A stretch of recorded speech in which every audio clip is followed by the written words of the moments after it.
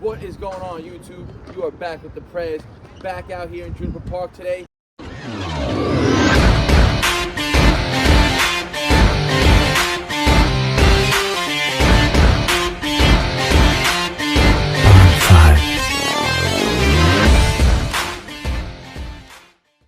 Today I'm not going to be bringing you another workout video. Today I'm going to be talking to you guys about the perfect order of exercises that you guys should be completing for a full body calisthenic workout. Remember, I see a lot of people coming, whether they're training in the park or the gym, they want to start their workouts with curls or an arm exercise. That is the dumbest thing someone can do. So I'm going to break down the proper order. Remember, I'm talking about body weight calisthenic training, the proper order of exercise selection that you guys should be doing to get the most productive workout and help you build muscle in the most efficient manner, right? So you guys may have heard me talk about this many times in the past. I like to work in a specific order of operations when training the body, right? When training the muscles, especially on a full body day. And remember this, guys, if we're training full body, it cannot be an everyday type of routine, right?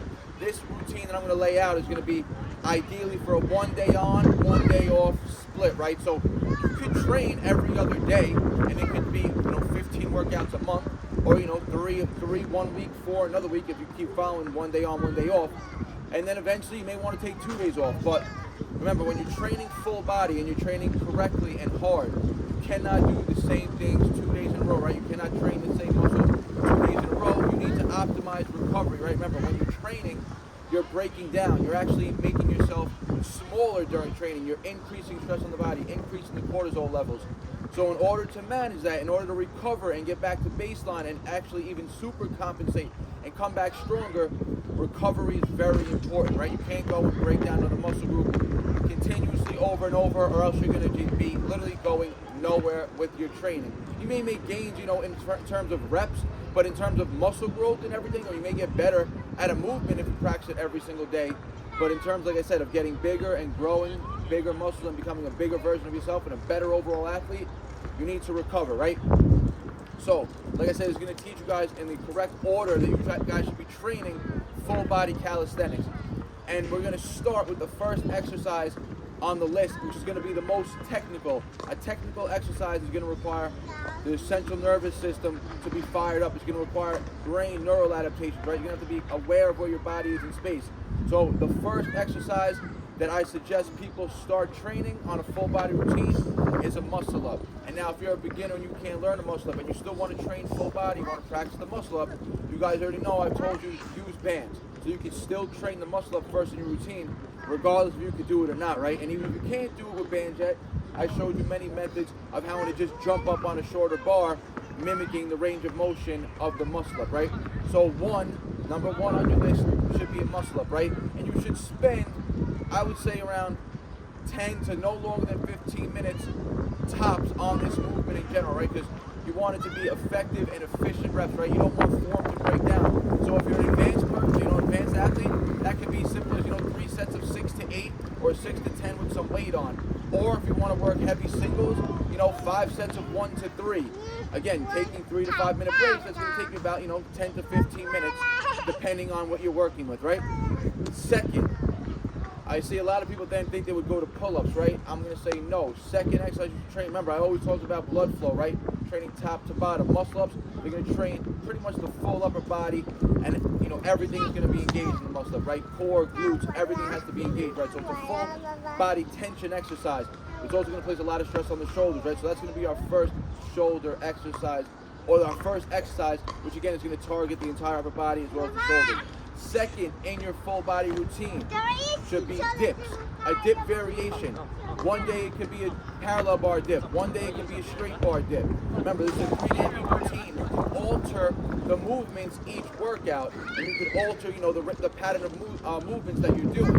But the general order selection and this operations is what's going to be crucial to helping you progress and get effective sets in.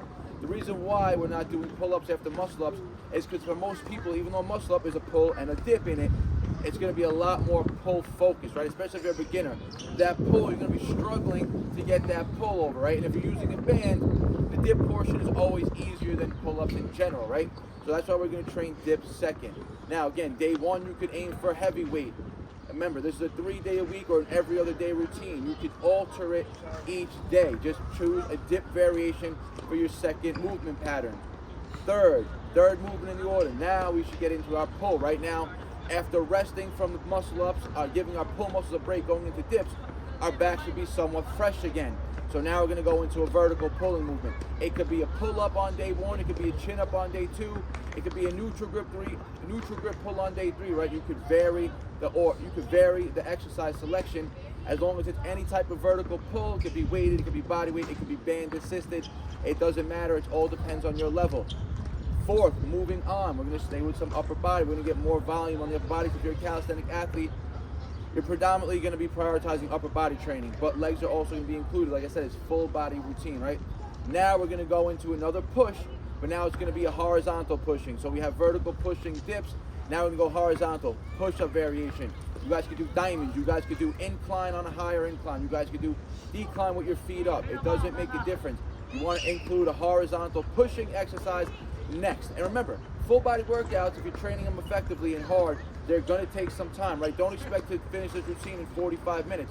Plan to be training about an hour to an hour and a half, but again, it can only be 3 days a week, right? 3 days a week, 90 minutes is equivalent to doing, 5 1-hour workouts a day, right? So 3 days, 90 minutes about, finish the work, take your time through the sets, efficient sets, and let your body recover, like I said. So after the horizontal pushing, now we want to go into a horizontal pulling exercise.